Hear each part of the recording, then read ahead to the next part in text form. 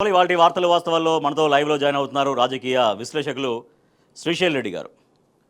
Good morning Srishail Reddy గారు.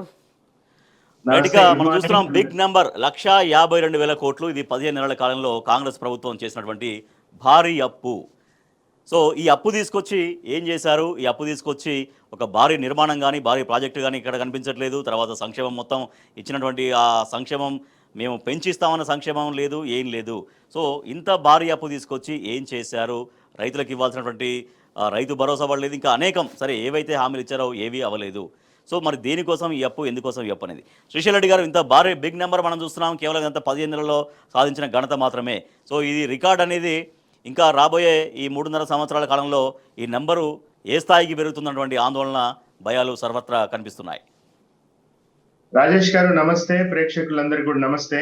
రాజేష్ గారు, Congress party అధికారంలోకి వచ్చింది, ప్రధానమైన వాళ్ళ ఆరోపణ కేసీఆర్ లక్షల కోట్ల అవినీతి చేసిండ్రు, ప్రజాధనం అంతా దోచిండ్రు, బయట నుంచి అప్పులు తెచ్చిర్రు, రాష్ట్రాన్ని అప్పుల కుప్ప చేసిండ్రు అని వాళ్ళ ప్రధానమైన ఆరోపణ. సరే, మిగతా నిందలు నిష్ఠురాలు అన్ని వేసిండ్రు.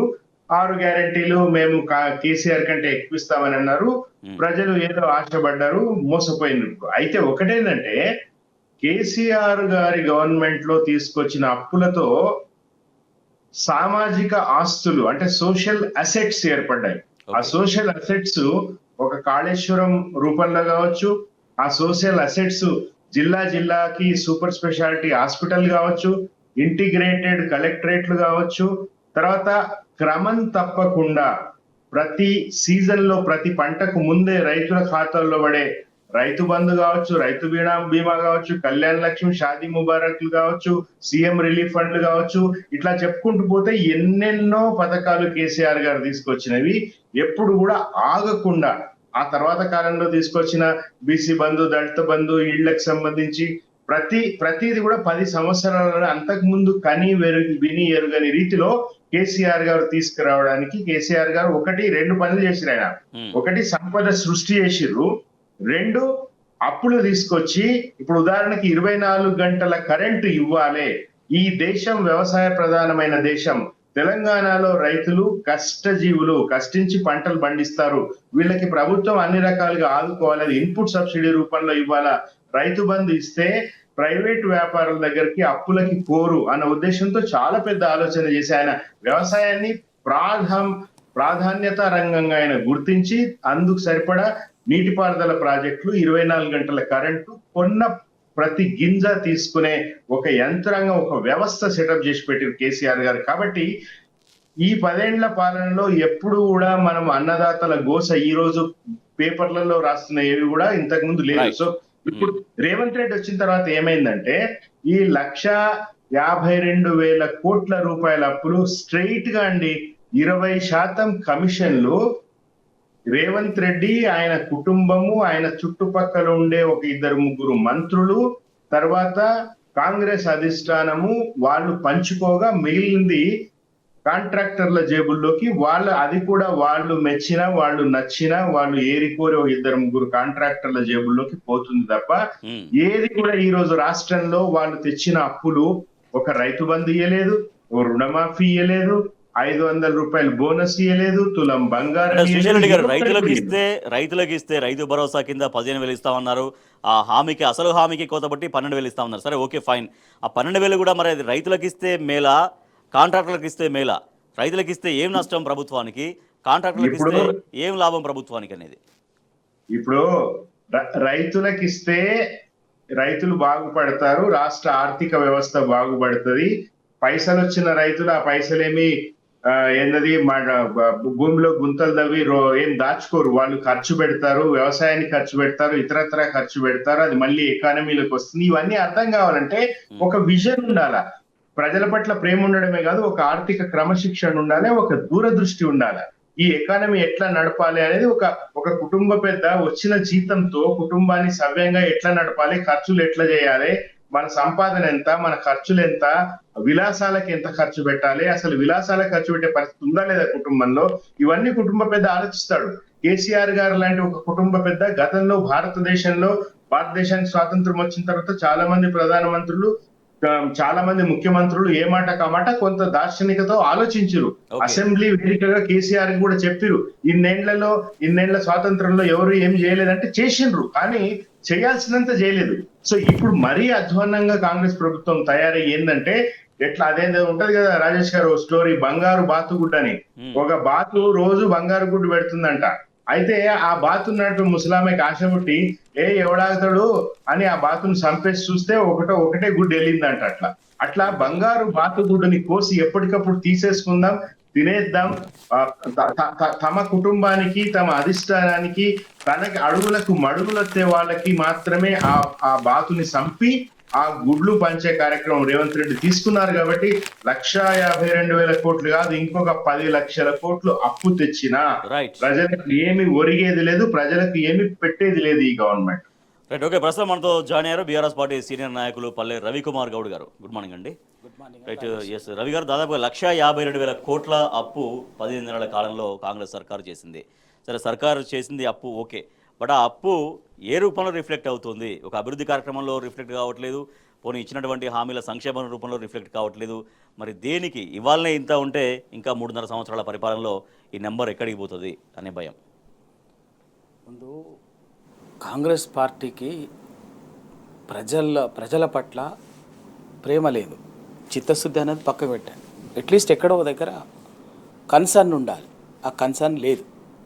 తెలంగాణ అంటే ఇంకా అసలు లేదు. ఇప్పుడు రాష్ట్రాన్ని పరిపాలిస్తున్నటువంటి కేవలం రాజకీయం తప్ప వాళ్ళకి ఇంకేం లేదు. ఎందుకు అంటే వాళ్ళు వచ్చిన మరుసటి రోజు నుంచే ఎత్తుకున్న రాగం ఏంటంటే కేసీఆర్ రాష్ట్రాన్ని అప్పుల పాలు చేసిన అని చెప్పేసి మాట్లాడారు. అదే ఇప్పటికదే మాట్లాడుతున్నారు. 15 ఏళ్ళు పూర్తయినా కూడా రాష్ట్రాన్ని చేతుల అప్పచెప్పి వాళ్ళు ప్రజలకు ఇచ్చిన మాటల్ని హామీలు నెరవేర్చడం పక్కకు పెట్టి మాట్లాడుతున్న మాటలు ఏంటంటే నోరు తెరిస్తే పొద్దున్నే తెలిసినోడు తెలియనోడు, అసలు ఆర్థిక వ్యవస్థ అంటే ఏంది తెలియనటువంటి వాడు, అసలు రాష్ట్రం అంటే ఏంది తెలియనటువంటి వాడు, బడ్జెట్ అంటే తెలియనటువంటి వాడు, ఏమి తెలియనటువంటి వాడు కూడా పెద్ద పెద్ద ఉపన్యాసాలు ఇస్తుండ్రు రాష్ట్రం ఆర్థిక. కానీ కేసీఆర్ గారు 4 లక్షల కోట్ల అప్పులు చేసింది నిజం. దేనికోసం?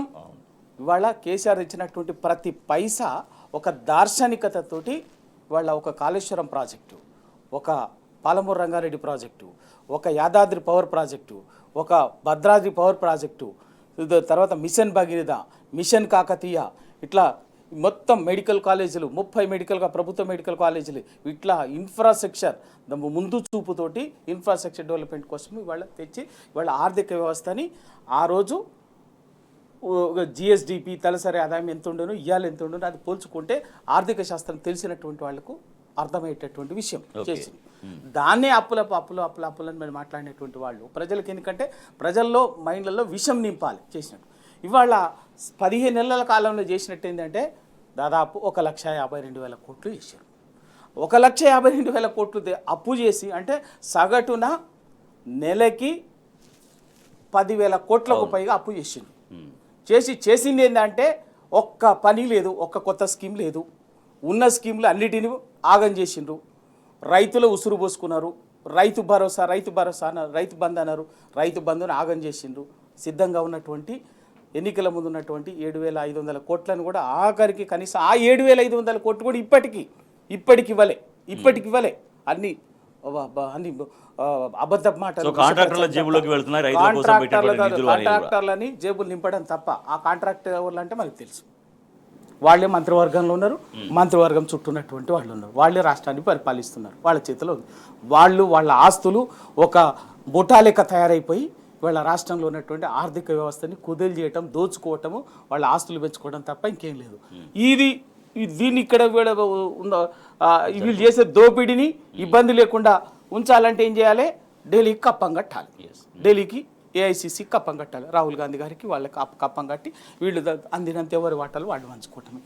ఇవాళ రైతు బంధు ఎవరైతుంది, రైతు రుణమాఫీ 40,000 కోట్లు అంటే ఇప్పటికీ 12,000 కోట్లు 13,000 కోట్లు కూడా రియలైజేషన్ జరగలే వాస్తవంగా.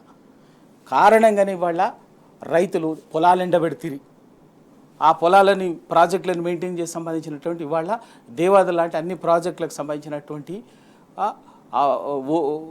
ఓఎండ్ఎం కాంట్రాక్టర్లకు, మళ్ళీ కాంట్రాక్టులు ఎవరికి ఇస్తున్నారు? వీళ్ళు పనులు, కొత్త పనులు వీళ్ళకి అవసరమైన కాంట్రాక్ట్ తప్పనిసరి చేసేటటువంటి బిల్లులు ఎప్పటికప్పుడు చెల్లించే ఉంటాయి. ప్రాజెక్ట్స్ మెయింటెనెన్స్ అటువంటి దేవేదల నుంచి నీళ్ళు వచ్చేది 7,000 కోట్లు పెండింగ్ పెట్టడం వల్ల ఆ నీళ్లు అది చేయకపోతే ఇవాళ మోటార్లు 33 మోటార్లు ఆగిపోయినాయి. ఆ 33 మోటార్లు ఆగిపోవటం వల్ల ఇవాళ వరంగల్ దేవాదుల పంపింగ్ లేదు. ఇట్లా చెప్పుకుంటూ పోతే ఇవాళ దానిపైన రైతాంగం అనేది ఇవాళ ఆత్మహత్యలు చేసుకునే పరిస్థితి తీసుకొచ్చింది. చేనేత కార్మికులు ఆత్మహత్యలు తీసుకొచ్చింది. రైట్, అప్పులు తీసుకొచ్చింది రాష్ట్ర ప్రభుత్వం దాదాపుగా 1,52,000 కోట్లు.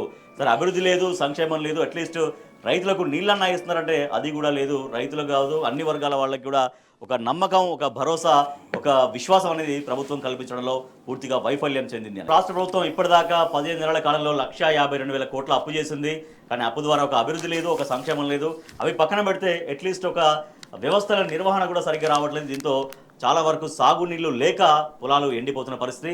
మరోపక్క నా హరీష్ రావు కామెంట్ చేశారు, బిల్లులు రాకనే దేవాదుల మోటార్లు బంద్ పెట్టారనేది. సో ఇట్లా ఎప్పటికప్పుడు మా బిల్లులు క్లియర్ చేస్తే కనుక ఆ మోటార్లు నడిచేవి, దాంతో పంటలు ఎండిపోకుండా ఉండేవి. దాదాపుగా వరంగల్ జిల్లాలో, ఉమ్మడి వరంగల్ జిల్లాలో 1,00,000 ఎకరాల్లో పంటలు ఎండిపోయినటువంటి పరిస్థితి. రవికుమార్ గారు, సో ఎందుకు అంటే ఒక వ్యవస్థని సమగ్రంగా సమర్థవంతంగా నిర్వహించడంలో ప్రభుత్వం ఎందుకు వైఫల్యం చెందుతుంది? సో పొలాలు ఎండబెడుతుందంటే కాంగ్రెస్ తెచ్చిన కరువు కాదు, ఇది కాలం తెచ్చిన కరువు అని బీఆర్ఎస్ పార్టీ చెప్తూనే ఉంది. సో ఎందుకు ఒక వ్యవస్థను సమర్థవంతంగా నిర్వహించడంలో ఎక్కడ ఫెయిల్యూర్ కనపడుతుంది? వీళ్ళకు పరిపాలన చేత కావట్లేదండి. వాస్తవంగా నిజంగా కూడా పరిపాలన చేత కావట్లేదు, చేయాలన్న బుద్ధి కూడా లేదు. ఎందుకంటే ఇవాళ కేసీఆర్ గారు 2014లో అధికారంలో రాకముందు ఎంత రాష్ట్రీయ పరిస్థితుల్లో ఉండేనో తెలుసు అందరికి. అప్పటికే తెలంగాణ వస్తానే ఎట్లా మాట్లాడినో తెలుసు. అటువంటి పరిస్థితుల్లో నుంచి వాళ్ళ తెలంగాణ వ్యవసాయ రంగంలో కానీ, ఉత్పత్తి రంగంలో, అన్ని రంగాల్లో అద్భుతంగా తీసుకుపోయి ఒక మౌలిక సదుపాయాలు కల్పించేసి పెట్టు. కల్పించినటువంటి మౌలిక సదుపాయాల్ని కూడా యథావిధిగా ఉపయోగించుకొని పరిపాలించే పరిస్థితులు ఇవాళ కాంగ్రెస్ పార్టీ నాయకత్వం లేదు. ఎంతసేపు వీళ్ళ రాజకీయాలు, వీళ్ళ చిల్లరమల రాజకీయాలు, అబద్ధాలు మాట్లాడటము, అబద్ధం నోటికి వచ్చినట్టు ఒక ముఖ్యమంత్రిలాగా మాట్లాడు, మంత్రులాగా మాట్లాడరు. ఇక వీళ్ళు అయినాక వీళ్ళ కింద వాళ్ళు ఇంకేముంటారు, యథా రాజా తదా ప్రజ లెక్క ఉంటారు. ఇవాళ దేవాదుల మంచిగా నడుస్తున్నటువంటి దాన్ని కరెంటు బిల్లు దానికి సంబంధించిన O&M మెయింటెనెన్స్ సంబంధించినటువంటి వాళ్ళ బిల్లులు కాంట్రాక్టర్కి ఇవ్వాలి. వాడు ఇవ్వకపోతే ఎక్కడి నుంచి నడిపిస్తాడు? వాడు ఇవ్వకపోవటం వల్ల ఇవాళ 33 రోజులుగా మోటార్లు ఆఫ్ చేస్తున్నారు. ఈ సీజన్లో ఎంత ఇబ్బంది ఉంటుంది పంటకి. దానివల్ల వరంగల్ జిల్లాలోనే 1,00,000 ఎకరాలకు పైగా ఇవాళ పంటలు ఎండిపోయే పరిస్థితి వచ్చింది. ఇంకా ముందుకు పోతే కాళేశ్వరం ఉత్తగా ఇంజనీర్లందరూ చెప్తుండగా యథావిధిగా రోజుకు ఒక టీఎంసీ నీళ్ళని ఎత్తిపోసుకోవచ్చు అని చెప్పేసి వర్షాలు, వరదలు, వానకాలం వస్తున్న టైంలో అని చెప్తే కేవలం దాన్ని కుట్రపూరితంగా దుర్బుద్ధితోటి, వంకర బుద్ధితోటి దాన్ని కేసీఆర్ని అప్రతిష్ట పాలు చేయాలనేటువంటి ఒక దుర్బుద్ధి తప్ప వేరే ఇంకేమీ లేదు. దాన్ని తీసుకు ఇవాళ అట్లా వదిలేసింది. ఇవాళ అదే కనుక నిజంగా అప్పుడు ఉన్నటువంటిది అన్ని రోజుకో టీఎంసీని యథావిధికి ఏమి చేయకుండా కూడా ఇంజనీర్లే చెప్పారు. ఆ ప్రాజెక్టు కట్టినటువంటి దానికి సంబంధించినటువంటి వాళ్ళు ఇంజనీర్లే యథావిధిగా అట్లా ఉండగా కూడా ఆ ప్రాజెక్టు నీళ్ళను రోజుకో టీఎంసీని ఎత్తిపోసుకొని ఆ నీళ్ళని స్టోర్ చేసుకొని ఉంటే ఇవాళ ఈ పరిస్థితి వచ్చేది కాదు. ఎక్కడికక్కడ ఒకవైపు SRSP కానీ, ఇంకోవైపు ఇవాళ మనం చూస్తున్నటువంటిది ఇవాళ నిన్ననే నల్లగొండ జిల్లా, పాత ఉమ్మడి నల్గొండ జిల్లా భువనగిరి యాదాద్రి దగ్గర పంట ఎండిపోయినందుకు ఓ రైతు ఆత్మహత్య చేసుకుంటూ అప్పుల పాలై. ఇది నా పరిస్థితి. నీకు మొత్తం ఇప్పటికి దాదాపు 500 మంది రాష్ట్రంలో 500 మంది రైతులు ఆత్మహత్య చేసుకున్నారండి ఈ 15 నెలల్లో. కేవలం వీళ్ళకి అసలు ఇప్పుడు ఎక్కడ కూడా ఓ పక్కన కృష్ణానది మొన్నటి వరకు కూడా ఇవాళ టీఆర్ఎస్ పార్టీ మాట్లాడక ముందు వరకు కూడా కనీసం చంద్రబాబు నాయుడు ఈయన రాజగురువు, ఈయన రాజకీయ గురువు, అప్పనంగా కృష్ణా నది నీళ్ళని అటు శ్రీశైలం నుంచి నాగార్జున సాగర్ ప్రాజెక్ట్ నుంచి దౌర్జన్యంగా తీసుకుపోతుంటే కూడా కనీసం గుడ్లు అప్పగించి చూసినారు తప్ప ఆయన పోయి ఎవరు పెద్ద పెద్ద మాటలు మాట్లాడతారు. ఉత్తమ్ కుమార్ రెడ్డి గారు, ముఖ్యమంత్రి గారు కనీసం ఏం చేస్తుందో తెలియదు ఇప్పటివరకు. ఆ నీళ్లు గోదావరి, కృష్ణా నీళ్ళని ఆ 2 ప్రాజెక్టుల నుంచి చంద్రబాబు నాయుడు హ్యాపీగా దౌర్జన్యంగా గురుదక్షిణ కింద తీసుకుపోయినా కూడా కనీసం సపోర్ట్ చేయలేదు. మాట్లాడినా కూడా ఉల్టా ఎదురు టీఆర్ఎస్ మీద, కేసీఆర్ గారి మీద మళ్ళీ ఎదురుదాడిగా మాట్లాడినారు తప్ప రాజకీయంగా ఆపే పని చేయలే. అటు ఢిల్లీ కానీ, ఇటు వీళ్ళు కానీ. Right. వీళ్ళు మాట్లాడుతుంటారు. ఇది శ్రీశైల్ రెడ్డి. రైతుల గోస పెట్టడం, మళ్ళీ వెనక్కి తీసుకుపోయిన ఆత్మహత్యలు, మళ్ళీ వాళ్ళ రైతులు ఇక మామూలుగా కాదు. అసలు 2014 ముందు తెలంగాణలో ఏ పరిస్థితి ఉందో, కరువు కాటకాలు ప్రకృతి రీత్యా వచ్చినాయి కాదు వాళ్ళు. ఈ సంవత్సరం వీళ్ళు కుట్రపూరితంగా తీసుకొచ్చినటువంటి కరువు కాటం, ప్రకృతి వైపరీత్యాన్ని తీసుకొచ్చారు, మానవ వైపరీత్యాన్ని తీసుకొచ్చారు. శ్రీశైల్ రెడ్డి గారు, ఇది కాంగ్రెస్ తెచ్చిన కరువు, కాలం తెచ్చిన కరువు కాదనేది మొదటి నుంచి కూడా బీఆర్ఎస్ చెప్తూనే వస్తుంది. సో దాంట్లో భాగంగా నిన్న హరీష్ రావు గారు మరోసారి మాట్లాడి దేవాదుల ప్రాజెక్టు సంబంధించి కూడా మాట్లాడారు. ఒక్క వరంగల్ జిల్లాలోని 1,00,000 ఎకరాల పంట ఎండిపోయినటువంటి పరిస్థితిని. సో కృష్ణా జిల్లాలను అప్పనంగా ఆంధ్రప్రదేశ్ ప్రభుత్వం తరలించుకుపోతుంటే గురుదక్షిణ కింద ఇక్కడ సీఎం రేవంత్ రెడ్డి, అక్కడ సీఎం చంద్రబాబుకు చెల్లించుకుంటున్నాడు అన్నటువంటి మాట కూడా నిన్న హరీష్ రావు గారు మరోసారి స్పష్టం చేశారు. రాజేష్ గారు, ఈరోజు తెలంగాణలో పరిస్థితి ఎట్లా ఉంది, ఎంత దారుణంగా ఉంది అంటే, రేవంత్ రెడ్డికి మద్దతు ఇచ్చే, రేవంత్ రెడ్డిని ప్రతిరోజు పొగిడే మీడియాలో కూడా రాయక తప్పని పరిస్థితి ఉంది. ఇది మూడు అంశాలు ఈరోజు ఆంధ్రజ్యోతిలో ఉన్నాయి రాజేష్ గారు. ఒకటేమో నాణ్యమైన మిథ్య ప్రాథమిక పాఠశాలలో పరిస్థితులు దారుణం. రెండోది ఆర్థిక ఇబ్బందుల కుటుంబం బలి. అవి అట్లా ఉండగా మీరెత్తిన సబ్జెక్టు పంట తడి కంట తడి అని మెయిన్ హెడ్డింగ్ ఈ రోజు ప్రధానంగా ఆంధ్రజ్యోతిలో ఉంది. అది చూడుగా, సాగునీరు లేక పుట్ట దశలో ఎండిపోతున్న వారి అడుగంటిన భూగర్భ జలాలు, వట్టిపోయిన బోర్లు. అసలు ఏంటంటే మరమ్మతులు లేవు, కాలువలలో పూడిక తీయలేదు. ఈ సిల్ట్ వచ్చి ఇప్పుడు సాగునీరు SRSP నుంచి సాగునీరు విడుదల చేయాలని నాగార్జున సాగర్ ఆయకట్టు రైతుల ఆందోళన, భువనగిరి జిల్లాలో కైలరాత్ ఆత్మహత్య. ఈ రోజు ఇంత దారుణంగా పరిస్థితి ఉంది. ఇప్పుడు ఈ రెండు వార్తలు విద్యకు సంబంధించి కన్సర్న్ మంత్రి రేవంత్ రెడ్డి గారే, ఆయనకేమీ పట్టదు. ఈ వ్యవసాయానికి సాగునీరుకు సంబంధించిన అంటే వాళ్ళ మంత్రులలో కూడా ఒక ప్రణాళిక, ఒక ప్లానింగ్. ఇంతకు ముందు రవికుమార్ గారు చెప్పినట్టుగా యథావిధిగా వ్యవస్థలు నడిస్తే వీళ్ళు వచ్చి చేసేది కూడా ఏమి ఉండేది అవసరమని ఏం లేదు. కేసీఆర్ గారు అన్ని వ్యవస్థల్ని సెటప్ చేసి పెట్టిండు ఆయన. ఇప్పుడు రైతు బంధుకు సంబంధించి మొత్తం డేటా బ్యాంకర్ల దగ్గర డేటా ఉన్నది. వీళ్ళు కొత్తగా మళ్ళా దానికి కమిటీలు వేసి అర్హులు అనర్హులు తేల్చి కాలయాపన చేయడము, అది యథావిధిగా రైతు బంధు నడిచి ఉండేది. యథావిధిగా స్కూళ్ళు, గురుకుల పాఠశాలలు అద్భుతమైన పర్ఫార్మెన్స్ తో నడుస్తా ఉండే కేసీఆర్ గారి కాలంలో. ఈ రోజు మా పిల్లలు మీ స్కూళ్ళల్లో, మీ గురుకులాల్లో వచ్చి అన్నం తింటే చచ్చిపోతున్నారు, మీ స్కూళ్ళకి వద్దని తీసుకెళ్లిపోతున్నారు తల్లిదండ్రులు. అదేదో నేటి భారతం సినిమాలో పాట ఉండేది, నేను రాను బిడ్డో సర్కారు దవాఖానకని. ఈ రోజు సర్కారు దవాఖానకు పోయే పరిస్థితి లేదు, సర్కారు స్కూళ్ళకు పోయే పరిస్థితి లేదు, సర్కారును నమ్మి వ్యవసాయం చేసుకునే పరిస్థితి ఈ రోజు తెలంగాణలో లేదు. దానికి అంటే చాలా ఎంత దారుణంగా ఉందైతే దాచి పెడదామన్నా కూడా దాయలేని దారుణాలు ఈరోజు జరుగుతున్నాయి. ఇప్పుడు సింపుల్ అండి, ఈ కాలువలలో పూడిక తీసుంటే, కొంచెం ముందు ప్లానింగ్ ఉండుంటే, రైతుల మీద ప్రేమ ఉండుంటే, సకాలంలో వీళ్ళు రైతు బంధు ఇచ్చుంటే, ఈ రోజు మొత్తం ఏ పేపర్లో చూసినా సరే టిఆర్ఎస్ అనుకూల మీడియాలో ఒక రకంగా రాస్తున్నారనే నింద ఎప్పుడు ఉంటూనే ఉంటది, అది భరించాల్సిందే. కానీ బట్ మిగతా మీడియాలు కూడా ఈ రోజు రాయక తప్పలేంత దారుణమైన పరిస్థితులు ఈ రోజు రాష్ట్రంలో వస్తున్నాయి కదా. ఎండాకాలం అంటే ఎప్పుడు ఈ భూమి పుట్టినప్పటి నుంచి ఎండాకాలం ఒకటే సీజన్ లో వస్తున్నది. ఎండాకాలం ఇప్పుడు కొత్తగా వచ్చింది కాదు. ఎండకు పంటలు ఎండిపోతుంటే కూడా అనేది ముఖ్యమంత్రి ఎగ్జాక్ట్లీ ముఖ్యమంత్రి గారు ఎండాకాలము 300 కోట్ల సంవత్సరాల భూమి పుట్టుక నుంచి ఎండాకాలం ఉన్నది భూమి మీద. ఎప్పుడు ఉంది కేసీఆర్ కాలంలో ఎండాకాలం ఉంది, కేసీఆర్ కాలంలో ఎండలు ఉన్నాయి, కేసీఆర్ కాలంలో అన్ని రకాల ప్రకృతి వైపరీత్యాలు ఉన్నాయి. కానీ ప్రకృతి వైపరీత్యాలని అధిగమించాలంటే మనిషికి ఒక లక్ష్యం ఉండాలి, ఒక దార్శనికత ఉండాలి, ప్రజల మీద ప్రేమ ఉండాలి, చిత్తశుద్ధి ఉండాలి, ఎవరైనా చెప్తే వినే అలవాటు ఉండాలి. ఈ ముఖ్యమంత్రికి ఏమీ లేదు. వీళ్ళని గైడ్ చేసే అధిష్టానానికి కూడా ఏమీ లేదు. ఆమెమో సింపుల్ గా వచ్చి నేను సింపుల్ మనిషిని ఒక బ్యాగ్ వేసుకొని ట్రైన్ లో తిరుగుతా అంటే అవన్నీ ఉత్తుత్తి మాటలు. ఈ రోజు కాంగ్రెస్ పార్టీని పూర్తిగా భ్రష్టు పట్టించిన రేవంత్ రెడ్డి తెలంగాణ ప్రజల్ని కూడా భ్రష్టు పట్టిస్తా ఉన్నాడు. తెలంగాణ రైతాంగాన్ని, తెలంగాణ అన్ని ఇందాక మీకు చెప్పిన, అది బడి పిల్లలు కావచ్చు, అది ఎవరైనా కావచ్చు, హైదరాబాద్ బాధితులు కావచ్చు, మూసీ బాధితులు కావచ్చు, ఎవరైనా కావచ్చు, నేత కార్మికులు కావచ్చు, ఈ రోజు అన్ని వర్గాల ప్రజలు వాళ్ళ పరిస్థితులు చాలా దారుణంగా ఉన్నాయి. ఇది ప్రభుత్వానికి చీమ గుట్టినట్టు కూడా లేదు. ఒకవైపు ఇంతకు ముందు మనం మాట్లాడుకున్నట్టుగా 1,52,000 కోట్ల రూపాయల అప్పులు తెచ్చి మరి ఎవరికి పెడుతున్నారు? వ్యవసాయ రంగం ఏదన్నా ఒక ప్రాధాన్యత రంగం మీరు ఎన్నుకోవాల్సింది.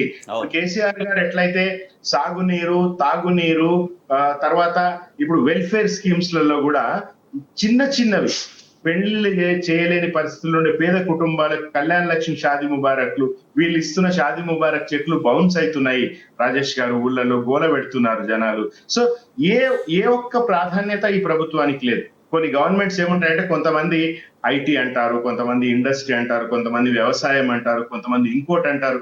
వీళ్ళకి మాత్రం ఏకైక ప్రాధాన్యత అప్పులు తీసుకురా, అవి దోచుకో, కమిషన్లు తాము తీసుకో, కుటుంబం తీసుకో, అధిష్టానాన్ని కప్పం కట్టు. అప్పు చేసి పప్పు కూడా అంటారు కానీ ఇది అప్పు చేసి చిప్పకూడు లాగా ఉంది తెలంగాణ పరిస్థితి ఈ రోజు. రాజేష్ పప్పు కూడా తినట్లేదు, ఓన్లీ చిప్పకూడుగానే ప్రజల పరిస్థితి మారిపోతున్నటువంటి పైన. సో అది చంద్రబాబుకు గురుదక్షిణ చెల్లించుకుంటారు. కృష్ణా జలాల్ని ఏపీ ప్రభుత్వం తరలించకపోతున్నా కూడా రేవంత్ రెడ్డి మౌనంగా ఉన్నారంటూ నిన్న హరీష్ రావు మరోసారి తీవ్రంగా రియాక్ట్ అయ్యారు. సో ప్రభుత్వానికి ఒక వ్యవస్థను నడిపేటువంటి ప్రణాళిక కూడా లేకపోవడంతో రాష్ట్ర వ్యాప్తంగా పంటలు ఎండిపోయి రైతాంగం అంతా కూడా తమ పొలాల్ని పశువులకు మేతగా వేసినటువంటి దయనీయమైన స్థితి. రాష్ట్ర ప్రభుత్వం పూర్తిగా కుంభకోణాలమయం అయిపోయిందంటూ బీఆర్ఎస్ వర్కింగ్ ప్రెసిడెంట్ కేటీఆర్ ఆరోపించారు. ఇప్పటికే అమృత్ టెండర్ల విషయంలో కూడా ఆయన ఆరోపణలు చేశారు. తాజాగా టీడీఆర్లో రేవంత్ బ్యారేజ్ స్కామ్ జరుగుతోంది. టీడీఆర్ అంటే ట్రాన్స్ఫరబుల్ డెవలప్మెంట్ రైట్స్ అనేది ఉంటుంది. సో దానికి సంబంధించినటువంటి దాంట్లో భారీ స్కామ్ జరుగుతుంది. రేవంత్ రెడ్డి చుట్టూ ఉన్నటువంటి రియల్ ఎస్టేట్ ఏజెంట్లు లేదా రియల్ ఎస్టేట్ బ్రోకర్లే ఈ రకంగా టీడీఆర్లో భారీ కుంభకోణానికి పాల్పడుతున్నారు. సీఎం రేవంత్ రెడ్డి అండదండలతో అంటూ ఆయన కామెంట్స్ చేశారు. రైట్ రవి గారు, సో ఈ టీడీఆర్ ఏంటి, టీడీఆర్ కుంభకోణం ఏంటి, టీడీఆర్లో ఈ రకంగా కుంభకోణం జరుగుతుందంటూ కేటీఆర్ చెప్పారు. అబద్ధమని నిరూపించు సీఎం రేవంత్ రెడ్డి అంటూ కూడా ఆయన సవాల్ చేశారు ముఖ్యమంత్రికి. ఇప్పుడు రాజేష్ గారు అసలు టీడీఆర్ అంటే ముందు ఒకటి అర్థం చేసుకున్నాం. అంతకుముందు ఉన్నటువంటి విచ్చలవిడిగా ఉన్నటువంటి దాన్ని ఒక నియంత్రణ చేయటం కోసము ఒక డెవలప్మెంట్ మేజర్గా ఏంటంటే హైదరాబాద్ తెలంగాణకి ఎప్పటికైనా కూడా ఏంటంటే ఒక పెద్ద ఆర్థిక శక్తి, ఆర్థిక వనరు, మల్టిపుల్ డైమెన్షన్ ఉన్నటువంటిది ఒక కాస్మోపాలిటన్ సిటీ హైదరాబాద్. గుండెకాయ, తెలంగాణ గుండెకాయ లాంటిది. అందుకే తెలంగాణ వచ్చిన వెంటనే కేటీఆర్ గారు మున్సిపల్ శాఖ మంత్రిగా ఉండి చేసిన ఒక అద్భుతమైనటువంటి పని ఏంటంటే ఇక్కడ మౌలిక సదుపాయాల కల్పన చేయటం కోసం, రోడ్లు విస్తరించడం కోసం, రోడ్లు వెడల్పు చేయటము, లేకపోతే నాలాల మిగతా అన్నిటిని చేయటం కోసం ఏంటంటే భూసేకరణ చేయాలి, ల్యాండ్ ఓవర్ని చేయాలి. హైదరాబాదు చాలా కాస్ట్లీయెస్ట్ ప్లేస్. ఇక్కడ ఎవరికి 2 గజాల భూమి పోయినా కూడా బాధ ఉంటుంది. 100 మంది దగ్గర భూసేకరణ చేస్తే 99 మంది విని ఒక్కరికే లీగల్ ఇష్యూ చేసినా కూడా, లీగల్గా అప్రోచ్ అయినా కూడా అది చేయలేకుండా ఉంటుంది. దాని ఒక దార్శనికతతోటి ఒక అద్భుతంగా లోతుగా ఆలోచన చేసిన పని ఒక టీడీఆర్ స్కీమ్ అనేటువంటిది తీసుకొచ్చాం. టీడీఆర్ అంటే ఏంటిది, దాని అబ్రివేషన్ మాత్రం టీడీఆర్ అంటే ట్రాన్స్ఫరబుల్ డెవలప్మెంట్ రైట్స్. అసలు దాని అర్థం ఏంటంటే కొంత ఇప్పుడు తెలియాలి, సందర్భం వచ్చింది కాబట్టి. ఉదాహరణకు ఒక రోడ్డు విస్తరణలో ఎవరిదైనా ఒక 50 గజాల భూమి పోయింది అనుకోండి, జనరల్గా ఏముంటుందంటే ఆర్థిక డైరెక్ట్గా ఇప్పటి వరకు ఉన్నటువంటి పద్ధతి ఏంటంటే డబ్బులు రేట్ ఫిక్స్ చేసి వాళ్ళకి ఇవ్వటం, ఆర్థికంగా నేరుగా వాళ్ళకు నష్టపరిహారం ఇవ్వటం అనేది ఉన్నటువంటి ప్రాక్టీస్. కానీ ఆ ప్రాక్టీస్ వల్ల ఏంటంటే రకరకాల ఇష్యూస్ వస్తున్నాయి. ఎందుకంటే ఆన్ రికార్డు రేట్ ఒకటి ఉంటుంది, రికార్డు ప్రకారంగా దాని ల్యాండ్ కాస్ట్ ఒకటి ఉంటుంది, ఒరిజినల్ మార్కెట్లో అంతకంటే 10 రెట్లు ఎక్కువగా ఉంటుంది. ప్రభుత్వం ఏమో అధికారికంగా ఉన్నటువంటి రేట్ల ప్రకారంగా ఇవ్వాల్సి వస్తుంది. కాకపోతే నెగోషియబుల్గా ఉంటుంది, రీజనబుల్ ఉంటుంది. కానీ మార్కెట్ రేట్ ఇవ్వడానికి రకరకాల ఇష్యూస్ ఉంటాయి. కానీ వాస్తవంగా అక్కడ నష్టపోయినటువంటి భూమి హక్కుదారుకు మాత్రం చాలా పెయిన్ఫుల్గా ఉంటుంది అది ఆస్తి జీవితం. అందుకే దాన్ని ఒక ఏం చేసిందంటే అటు ప్రభుత్వానికి ఇది లీగల్ ఇష్యూస్ రాకుండా, ప్రభుత్వం వెంటనే ఏదైనా ప్రాజెక్ట్ చేసినట్టే లీగల్ ఇష్యూస్ రాకుండా, హైదరాబాద్ లాంటి కాస్మోపాలిటన్ సిటీలో రాకుండా, 2 భూమి కోల్పోయినటువంటి నిర్వాసితుడు కూడా నష్టపోకుండా చేయటం కోసం ఏం టీడీఆర్ అనే స్కీమ్ తీసుకొచ్చింది. దాన్ని ఏంటంటే ఉదాహరణకు ఒక 30-40 గజాల భూమి రోడ్డు విస్తరణలో కానీ ఇంకేదైనా కొన్ని ప్రభుత్వం తీసుకున్నట్లయితే దానికి 4 రెట్లు భూమి మీద హక్కు ఇచ్చేటట్టుగా ఒక హక్కు పత్రాలు ఇస్తారు. దాన్ని టీడీఆర్ అంటారు, ట్రాన్స్ఫరబుల్ డెవలప్మెంట్ రైట్స్. ఆ భూమి కోల్పోయినటువంటి వాళ్ళకి ఎవరైతే నిర్వాసితులు ఉంటారో వాళ్ళకి ప్రభుత్వం నేరుగా స్టేట్ అవే జిహెచ్ఎంసీ హెచ్ఎండిఏ ఇది మేజర్గా ఉన్నటువంటిది, అంటే జిహెచ్ఎంసీ పరిధిలో హెచ్ఎండిఏ పరిధిలో ఉన్నటువంటిది. సేమ్ తర్వాత టీఎస్ఐ ఐఐసి కూడా కొన్ని చోట్ల దీన్ని సేమ్ ప్రాక్టీస్ని ఈ లిమిట్స్లో చేసింది. ఓకే. వాళ్ళకి రైట్ ఇస్తారు. వాళ్ళు దాన్ని ఏం చేసుకోవచ్చు అంటే ఎవరైతే పేపర్ వచ్చినటువంటి వాళ్ళు ఎవరైతే ఇప్పుడు ఎంఎస్బీస్ మల్టీ స్టోర్డ్ బిల్డింగ్స్, బహుళ అంతస్తులు అపార్ట్మెంట్స్, పెద్ద పెద్ద కాంప్లెక్స్లు వస్తాయి వాళ్ళకి ఈ టీడీఆర్ రైట్ వచ్చినటువంటి వాళ్ళు పేపర్స్ ఇచ్చినటువంటి ఆ పేపర్లు వాళ్ళకి ఇచ్చుకున్నట్లయితే, ఉదాహరణకి ఒక 10 అంతస్తుల బిల్డింగ్ కడుతున్నటువంటి వాళ్ళకు లీగల్గా వాళ్లకు 10 ఫ్లోర్స్తో బిల్డింగ్స్ పర్మిషన్ వచ్చింది వాళ్ళకి. వాళ్ళు ఈ టీడీఆర్ పేపర్లు తీసుకొని అదనంగా ఒక ఫ్లోర్ నిర్మించుకోవచ్చు. ఈ టీడీఆర్ పేపర్స్ ఇచ్చినటువంటి వాళ్ళైతే ఎవరైతే రైట్స్ ఉందో ఈ పేపర్స్ రైట్స్ ఉన్నటువంటి వాళ్ళు ఆ బిల్డర్కో లేకపోతే ఇంకెవరికైనా కట్టేటటువంటి వాళ్ళకి ఆ బిల్డింగ్ మీద అదనంగా ఇంకొక ఫ్లోర్కు వచ్చినట్లయితే, లేదా ఆ స్పేస్ ఎంత స్పేస్ ఉందో వీళ్ళకి టీడీఆర్ రైట్స్ ఇస్తారో ఆ స్పేస్ ఇచ్చినట్లయితే భూమి కోల్పోయినటువంటి వాడికి హ్యాపీగా నష్టం లేకుండా ఆడ భూమి కోల్పోయిన దానికి 4 రెట్లు అదనంగా భూమి మీద లాభం జరుగుతుంది. కాబట్టి ఎవ్వరు కూడా ఇబ్బంది లేకుండా, అందుకే హైదరాబాద్లో ఆ విధంగా దాదాపు హైదరాబాద్ లాంటి మహానగరంలో గడిచిన 9 నెలల్లో 400 ఎకరాల భూ సేకరణ చేసిండ్రు. 4 గజాలు సేకరణ చేయడం కూడా హైదరాబాద్లో కష్టము.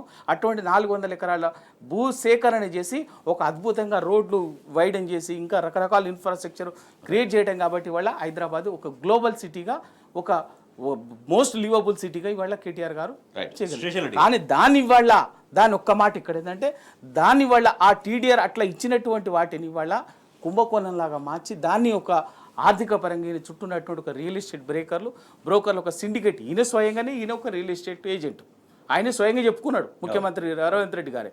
దాన్ని ఆ టీడీఆర్ ఇప్పుడు మామూలు ఒక మార్కెట్ ఇప్పుడు కొంచెం డౌన్ ఉంది కదా, క్రియేట్ చేసి లో ప్రైస్కి వాళ్ళ దగ్గర తీసుకొని అది అయిపోయిన తర్వాత వీళ్ళ చేతులు మారుతున్నాయి ఆ పేపర్స్ రైట్స్.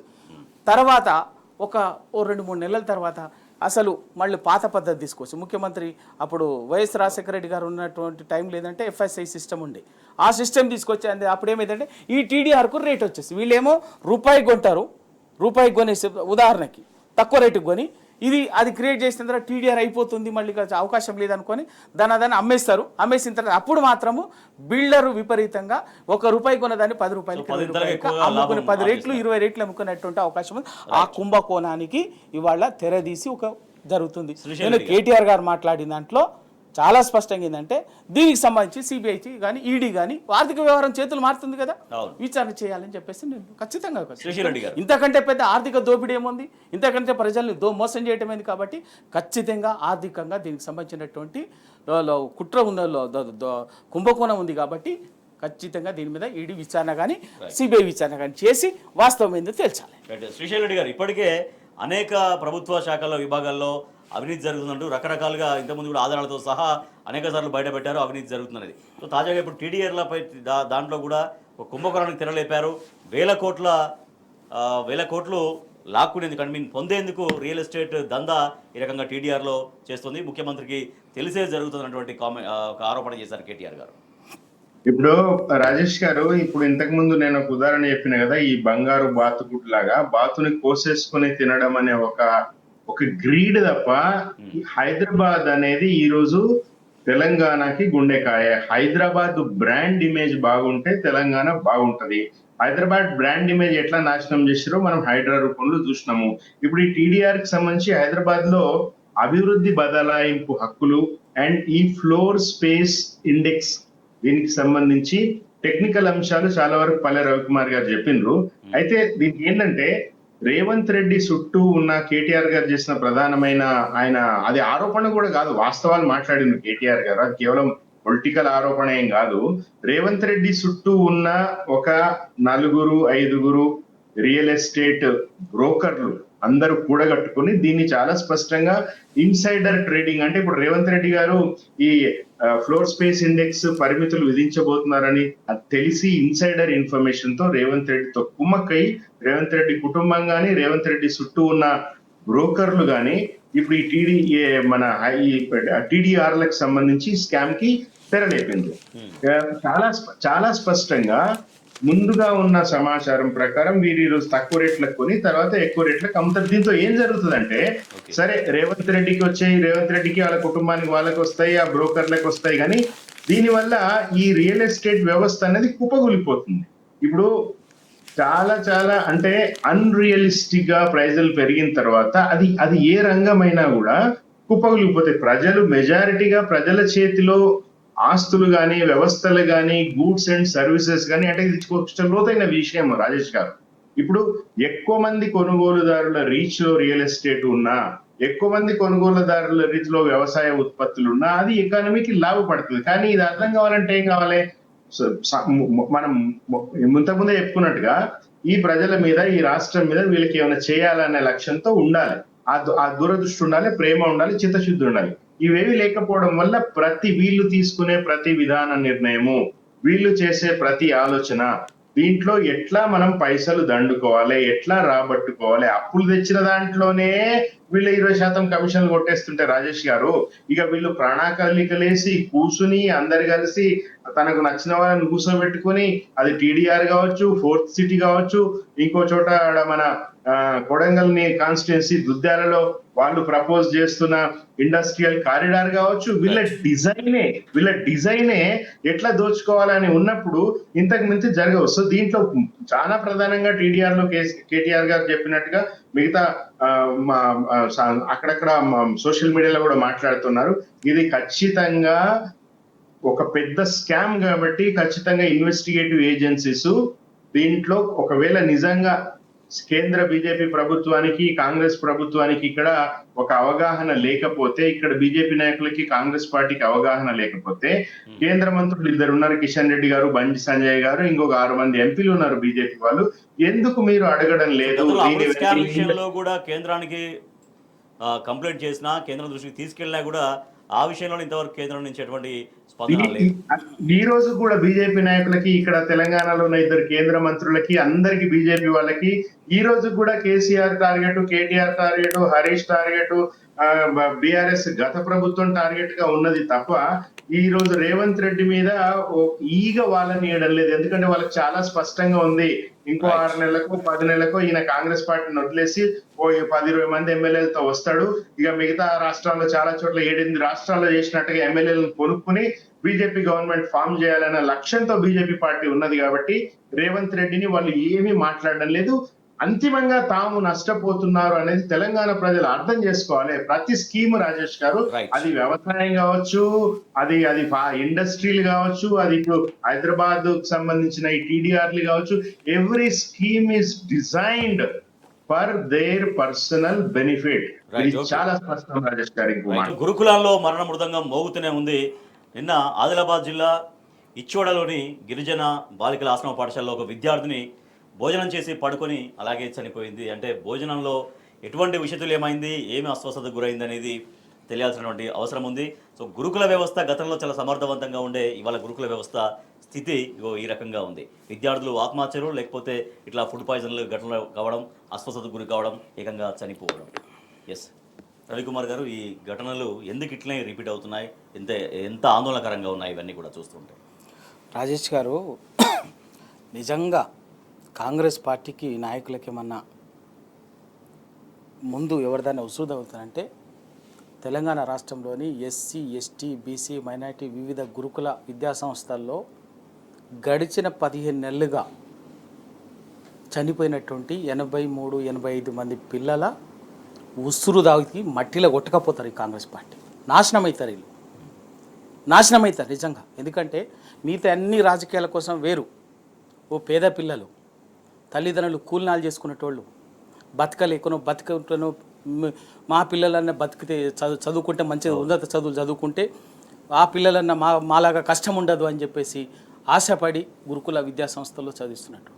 ఆ లక్ష్యం కోసమే కేసీఆర్ గారు కూడా తెలంగాణ రాష్ట్రంలో బడుగు బలహీన వర్గాల్లో ఉండేటువంటి మట్టిలో మాణిక్య లాంటి పిల్లల్ని మెరుగుపెట్టి వాళ్ళని ఒక భావితరాలకు ఒక అద్భుతమైన మానవరులుగా తీర్చిదిద్దాలనేటువంటి సంకల్పంతో గురుకుల విద్యా వ్యవస్థని దేశంలో ఎక్కడ లేని విధంగా అద్భుతమైన గురుకుల విద్యా వ్యవస్థను ఏర్పాటు చేసి 200 ఉన్నటువంటి గురుకుల విద్యా సంస్థల్ని తెలంగాణ వచ్చే నాటికి 200 ఉన్నటువంటి గురుకుల విద్యా సంస్థల్ని ఇవాళ 1027 గురుకుల విద్యా సంస్థల్ని తీసుకొచ్చి దాంట్లోంచి అద్భుతమైనటువంటిది విద్య. ఇవాళ ప్రైవేట్ కార్పొరేటు విద్యా సంస్థలను మించి పోటీ పడేటటువంటి చదువులు అందించేటటువంటి ఒక గొప్ప వ్యవస్థని తెలంగాణలో ఒక పటిష్టమైన వ్యవస్థని ఏర్పాటు చేసిన కేసీఆర్ గారు. ఒక చదువే కాదు, వాళ్ళకు ఒక పౌష్టికాహారం ఉండాలి అని. ఎందుకంటే మనిషి ఒక పిల్లాడు గ్రోయింగ్ ఒక విద్యతో పాటు శారీరకంగా కూడా ఒక బలవర్ధన ఉండాలన్నటువంటిది, ఒక బలవర్ధకమైన పౌష్టికాహారాన్ని ఉంచాలన్నటువంటి చేస్తుడు అన్ని విధాలుగా అన్ని కోణాల్లో ఆలోచించి ఒక తీసుకొచ్చింది. కాబట్టే వాళ్ళ దేశంలో ఆ గురుకుల విద్యా సంస్థల నుంచే ప్రతి సంవత్సరం వందల మంది ఐఐటి లాంటి విద్యా సంస్థలకు పోటీపడి సీట్లు తెచ్చుకున్నారు.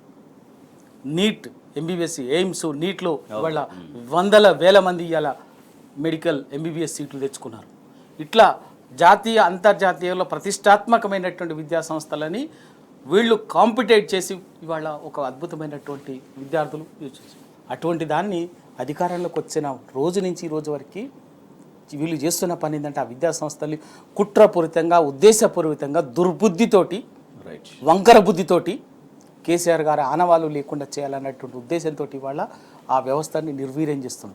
అది ఊరికే పోదు, తప్పనిసరిగా పేద పిల్లల ఉసురు దాక్తుంది ఈ రేవంత్ రెడ్డి సర్కార్కి. ఈ రేవంత్ రెడ్డి సర్కార్లో ఉన్నటువంటి పెద్ద మనుషులకు ఆ ఉసురు దాక్తుంది. వాళ్ళ ఉసురుతోటి మీరు రాజకీయంగా నాశనం అయిపోతారు. సుశీల్ రెడ్డి గారు, ఒకటంటే ఎక్కడో ఒకటి జరిగిందంటే కాదు, ఇది రిపీటెడ్ జరుగుతున్నాయి. ఫుడ్ పాయిజన్ ఘటనలు, ఇలా విద్యార్థులు అక్కడ భోజనం చేసి చనిపోవడం అనేది చాలా విషాదకరమైనటువంటి పరిస్థితి. సో గురుకుల వ్యవస్థను అట్లీస్ట్ గాడిలో పెట్టినటువంటి ప్రభుత్వం దేనికి, ఎవరి కోసం, ఎందుకోసం అంటే ఆ వ్యవస్థ పైన నమ్మకాన్ని కలిగించాలి.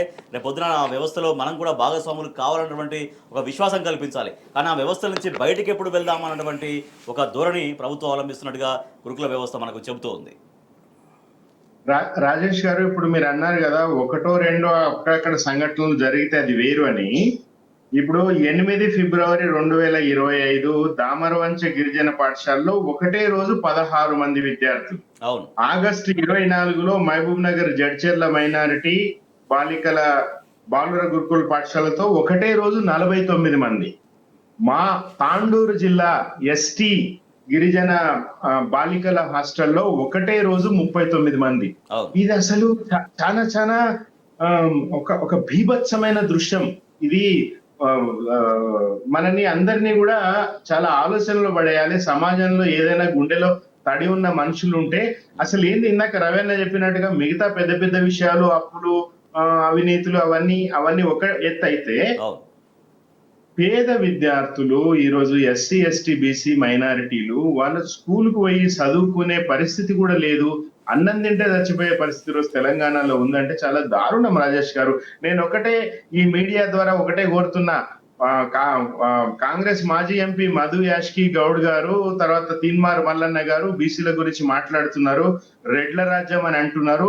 అది రేవంత్ రెడ్డి ఆయన చుట్టుపక్కల ఉండే కొంతమంది రెడ్లని రాజకీయంగా ఉద్దేశించినాము. కానీ మీరు నిజంగా బీసీ నాయకులు అయితే, మీరు నిజంగా బహుజన వర్గాల గురించి మాట్లాడితే ఈ మాటలు మాట్లాడాలి. మీరు ఒత్తిడి తీసుకురావండి. మీరు లోపల ఉన్నారు. మధు యాష్కి గారు రాహుల్ గాంధీ దగ్గర చాలా పలుకుబడి ఉందంటారు ఆయనకి. తీన్మార్ మల్లన్న ఎమ్మెల్సీగా ఉన్నారు. మీరు సభలో మాట్లాడండి, ఢిల్లీలో మాట్లాడండి. ఎందుకు ఇన్ని దారుణాలు జరుగుతున్నాయి? బీసీల గురించి, ఎస్సీల గురించి మేమేదో దేవునిలాగా మేము వచ్చి ఇవన్నీ వర్గీకరణ చేశాం, కులగణన చేశాం, దేశవ్యాప్తంగా మేము ఆదర్శం అని చెప్పుకునే రేవంత్ రెడ్డి గారు ఈ రోజు బహుజన పిల్లలు, ఈ నేటి బాలలే రేపటి పౌరులు కదా, వీళ్ళ స్కూలింగే ఇంత దారుణంగా ఉంటే, వీళ్ళ ఆరోగ్యాలు ఇంత దారుణంగా ఉంటే, ఒకటే రోజు 30, 40, 50 మంది అస్వస్థతకు గురయ్యి ఇప్పటికి ఆత్మహత్యలు జరుగుతా ఉన్నాయి. 24 ఆత్మహత్యలు ఈ రోజు రేవంత్ రెడ్డి ప్రభుత్వం వచ్చిన తర్వాత స్టూడెంట్స్ ఆత్మహత్యలు జరిగినాయి. ఇంత దారుణం జరుగుతా ఉంటే ఈ మెజారిటీ ఇందులో బహుజన వర్గాల పిల్లలు 90% పైగా ఉన్న వాళ్ళు, మీరేదో మాట్లాడుతూ ఉన్నారు. నేను కాంగ్రెస్ లో ఉన్న ఎస్సీ, ఎస్టీ, బీసీ నాయకులందరినీ నేను నిలదీస్తున్నా. ఎందుకంటే ఈ రోజు రేవంత్ రెడ్డి మీద నాకు గాని, తెలంగాణ సమాజం గాని ఏమాత్రం హోప్ లేవు. రేవంత్ రెడ్డి మారతాడని గాని, రేవంత్ రెడ్డిలో ఒక పరివర్తన వస్తుందని నేను అనుకోవడం లేదు. సో కాంగ్రెస్ లో ఉన్న ఈ రోజు బహుజన నాయకులందరికీ నేను ఛాలెంజ్ విసురుతున్నా. ఈ ప్రభుత్వ వైఫల్యాలు ఇవన్నీ కూడా డెఫినెట్ గా చర్చ సాగాలి, ఆ ప్రజా సమస్యల పరిష్కారం కావాలి. సో దానికోసమని రేపటి నుంచి అసెంబ్లీ సమావేశం ఉంది. వాళ్ళ ఈ నేపథ్యంలోని వాళ్ళ బీఆర్ఎస్ ఎల్పీ భేటీ కూడా తెలంగాణ భవన్లో జరగబోతోంది. అంటే బీఆర్ఎస్ క్యాడర్కి పార్టీ అధినేతగా కేసీఆర్ గారి దగ్గర నుంచి ప్రజా సమస్యల పరిష్కారం కోసం ఎట్లా బీఆర్ఎస్ పార్టీ క్యాడర్కి దిశానిర్దేశం జరుగుతుందని మీరు విశ్లేషిస్తారు? ఇది చాలా క్లియర్ గా రాజేష్ గారు, నేను మొదట్లోనే చెప్పినట్టుగా కేసీఆర్ గారు గవర్నమెంట్ లోకి వచ్చిన తర్వాత చేసిన పనులు కాదు. ఆయన గవర్నమెంట్ రాకముందు, నిజానికి రాష్ట్రం ఏర్పడక ముందే రాష్ట్రం వస్తే ఏ ఏ రంగాలకి ఎట్లాంటి ప్రాధాన్యత ఇవ్వాలనేది మొత్తం 1997 నుంచి ఆయన బ్లూ ప్రింట్ వేసుకుంటూ వచ్చిండు. కాబట్టి ఆయనకు అది పని చేయడానికి కూడా సులువైంది. ఎందుకంటే మొత్తం ఆయన దగ్గర స్టాటిస్టిక్స్ తో సహా అన్ని ఉన్నాయి, ఎక్కడ ఎట్లా ఉందని. ఈ రోజు ఆయనకి ఈ 14-15 నెలల్లో రాష్ట్రంలో ప్రతి రంగము ఎంత దారుణంగా విఫలమైందో కేసీఆర్ గారికి వేళ్ల మీద లెక్కలు ఉన్నాయి. వేళ్ల మీద ఆయనకు లెక్కలు ఎందుకు ఉంటాయంటే ఆయనకు హృదయము ఉండాల్సిన చోట ఉన్నది. కాబట్టి ఖచ్చితంగా ఈ రోజు బీఆర్ఎస్ పార్టీకి సంబంధించిన ఎమ్మెల్యేలు, ఎమ్మెల్సీకి ఈ రోజు తెలంగాణ రైతాంగం ఎంత గోసపడుతుంది, తెలంగాణ గురుకులాల పరిస్థితి ఎట్లా ఉంది, తెలంగాణలో ఇప్పుడు హైదరాబాద్ లో గానీ హైదరాబాదితులు మామూలు ప్రజల గోస ఎట్లా ఉంది, ఊళ్ళల్లో గోస ఎట్లా ఉంది, ఈ అన్ని వ్యవస్థలు ఎట్లా విధ్వంసం అయిపోయినాయి, మీరు ఎట్లా దీని గురించి మాట్లాడాలి, తెచ్చిన అప్పులు ఎట్లా అవినీతికి పోయినాయి అనేది ప్రతి విషయంలో కేసీఆర్ గారు దశానిర్దేశం ఇస్తారు. అండ్ నిజానికి వాస్తవానికి బీఆర్ఎస్ లో ఉన్న ఎమ్మెల్యేలు అందరూ కూడా గతంలో కేసీఆర్ పాలన చూస్తున్నారు. వాళ్ళకి ఒక ఐడియా ఉన్నది, ఒక డెవలప్మెంట్ పాలిటిక్స్ అనేవి ఎట్లా ఉన్నాయనేది ప్రజాప్రతినిధులకు, బీఆర్ఎస్ వాళ్ళకి కూడా ఐడియా ఉన్నది. బట్ కేసీఆర్ గారు చాలా స్పష్టంగా ఈ రోజు ఒక క్లారిటీ అయితే ఇస్తారు. దాన్ని అందిపుచ్చుకుని రేపటి నుంచి జరిగే అసెంబ్లీ సమావేశాల్లో వాళ్ళు గట్టిగా మాట్లాడాలని, నేను కూడా తెలంగాణ వాసిగా తెలంగాణ బాగుండాలని కోరుకునేవాడిగా నేను కూడా విజ్ఞప్తి చేస్తా ఉన్నాను. ఎస్ రవికుమార్ గారు, ఇవాళ తెలంగాణ భవన్లో బీఆర్ఎస్ అధినేత కేసీఆర్ గారి అధ్యక్షతన బీఆర్ఎస్ ఎల్పీ సమావేశం జరగబోతుంది. ఇప్పటికే ప్రజల పక్షాన ప్రధాన ప్రతిపక్షంగా బీఆర్ఎస్ పార్టీ అనేక పోరాటాలు చేస్తూ ఉంది, రైతుల పక్షాన కావచ్చు. సో ఇప్పుడు ఇందాక మనం డిస్కస్ చేసినటువంటి గురుకుల అంశం కావచ్చు, రైతుల అంశం కావచ్చు, ఇవన్నీ కూడా ఈ అంశాలన్నీ కూడా ప్రభుత్వం పైన ఎట్లా వాటి పరిష్కారం కోసం బీఆర్ఎస్ఎల్పీ బడ్జెట్ సమావేశాలని ఉపయోగించుకోబోతోంది. తప్పనిసరిగా ఒకవైపున ప్రజాక్షేత్రంలో, మరొక వైపున చట్టసభలు అనేది ఎట్లాగూ ఉంటుంది. కాబట్టి రేపటి నుంచి బడ్జెట్ సమావేశాలు జరుగుతున్నాయి. ఆ బడ్జెట్ సమావేశాల్లో ఏదైతే ఇవాళ రాష్ట్రంలో ప్రధాన అంశాలు ఉన్నాయో, ఓ రైతాంగానికి సంబంధించినటువంటి సమస్యలు, గురుకుల విద్యా సంస్థలకు సంబంధించిన నిర్వీర్యం చేసే కుట్రపూరితంగా పిల్లల ఉసురు తీసినటువంటి సమస్యలు, తర్వాత ఎస్సీ వర్గీకరణ, మొన్నటిప్పుడున్నటువంటి ఎస్సీ వర్గీకరణకు సంబంధించినటువంటి అంశము, ఇంకోటి అది ఇప్పుడు ఇంకా అత్యంత కీలకంగా చర్చగా ఉన్నటువంటి బీసీలకి స్థానిక సంస్థల్లో 42% రిజర్వేషన్ల కల్పన, దానికి చట్టబద్ధత కల్పించేటటువంటి విషయంలో ఇటన్ని అంశాలు మొత్తం రాష్ట్రానికి సంబంధించినటువంటి సమస్యల మీద ఇప్పటికీ రాష్ట్ర వ్యాప్తంగా టీఆర్ఎస్ పార్టీ ప్రజాక్షేత్రంలో పోరాటం చేస్తున్నారు. బాధితుల పక్షాన్ని నిలబడి అటు లఘుచర్ల కానీ, హైడ్రా కానీ, మిగతా ఇంకా ఏ ఇష్యూ వచ్చినా కూడా ఇవాళ టీఆర్ఎస్ అనేది తెలంగాణ భవన్ అది తెలంగాణ ప్రజలకు ఒక రక్షణ కవచంలాగా, ఒక పెద్ద దిక్కులాగా నిలబడేట్టుంది. వాస్తవం ఎట్లాగా ఉంటుంది. మళ్ళీ వాటన్నిటినీ అటు న్యాయ పోరాటం చేసిన టీఆర్ఎస్ చేసింది, ప్రజాక్షేత్రంలో ఈ ప్రభుత్వ అరాచకాలను ఎండగట్టినా నిలువరించింది కూడా టీఆర్ఎస్ఏ. ఇవాళ మళ్ళీ చట్టసభలో సందర్భం వచ్చినప్పుడు కూడా రేపు మాట్లాడాల్సినటువంటి టీఆర్ఎస్ఏ. కాబట్టి ఖచ్చితంగా వీళ్ళందరికీ దీనికి సంబంధించినటువంటి కార్యాచరణని గైడ్ చేయడం కోసం, మార్గనిర్దేశం చేయడం కోసం కేసీఆర్ గారు వాళ్ళ బీఆర్ఎస్ శాసనమండలి శాసనసభాపక్ష సమావేశము నడుస్తుంది. దాంట్లో వాళ్ళందరూ గైడ్ చేస్తారు. వాళ్ళందరితో అభిప్రాయాలు తీసుకొని కేసీఆర్ గారు ఎట్లా ఫైట్ చేయాలి ఏంటి అనేది ఎవరు దేని మీద మాట్లాడే విషయంలో ఒక మంచి కార్యాచరణతోటే పోతే బరాబర్ ఇవాళ టీఆర్ఎస్ అనేది తెలంగాణ ప్రజలకు ఒక రక్షణ కవచం, తెలంగాణ ప్రజలకు ఒక పెద్ద దిక్కు, తెలంగాణకు శ్రీరామ రక్ష టీఆర్ఎస్, ఇంకెవ్వడు కాదు. ఎందుకంటే చూస్తేనేమో గడిచిన 15 నెలల్లో సందర్భం వచ్చినప్పుడల్లా ఏ ఇష్యూ వచ్చినా కూడా దేశంలోనేమో బీజేపీ, కాంగ్రెసు ప్రధాన ప్రత్యర్థి రాజకీయాలు, మేము వీళ్ళకు ఏదో ఒక అన్నట్టుగా మాట్లాడతారు. తెలంగాణకు వచ్చేసరికి ఇద్దరు కలిసి చేస్తున్న పని ఏంటంటే టీఆర్ఎస్ని టార్గెట్ టీఆర్ఎస్ కేసీఆర్ గారే టార్గెట్గా రాజకీయాలు చేస్తున్నారు. ఏం చేస్తున్నారో చూస్తున్నాం. సందర్భం వచ్చినప్పుడల్లా మనం ప్రతి సందర్భంలో చూసినాం. వాళ్ళ ప్రజల పక్షాన్ని నిలబడేది టీఆర్ఎస్ఏ.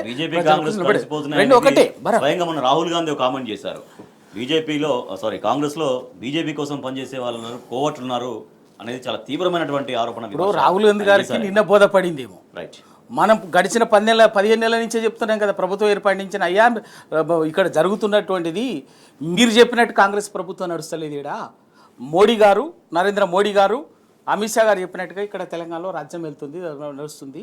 అందుకే ఆయన బడే బాయి చెప్తున్నాడు, చోటా బాయి చెప్తున్నాడు, బాజాప్తనే చెప్పిండు. మరి రాహుల్ గాంధీ గారికి ఎప్పుడు బోధపడాలి అది?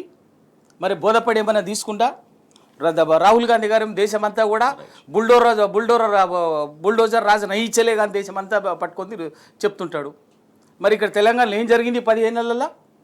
రాత్రే హైడ్రా పేరు మీద, మూసీ పేరు మీద, ఆ పేరు మీద, ఈ పేరు మీద పేదవాడి మధ్యతరగతి ఇండ్ల మీద పడి రాత్రి బుల్డోజర్ తీసుకుపోయి గుండెల మీద బుల్డోజర్లు దించి ఇళ్లను 100,000 ఇళ్లను కూలుస్తుంటే ఆర్తనాదాలు పెట్టిరు కదా.